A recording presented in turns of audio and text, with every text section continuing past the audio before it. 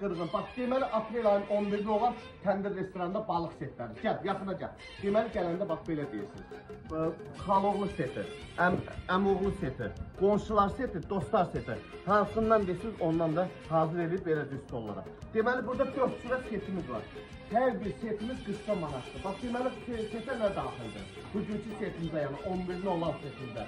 Yəni əziz müştərilərimiz, gözəl müştərilərimiz gələndə, bax deyir, bax, deməli bir dənə tepsidir bugünkü setimizdə. Soğanı, turşusu, süzməsi, pomidoru, xiyarı, göyərtisi, hər bir şeyi.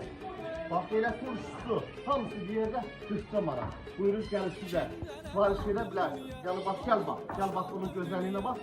Bax, bir dəqiqə gəlir, bax, qanundan, buna bax. Qanun üstündə, bax, karel balığı, qanun kəndisi, gelamur balığı, hamısı var. Bir dənə bugünkü menümüzdə sazan balığımız yoxdur.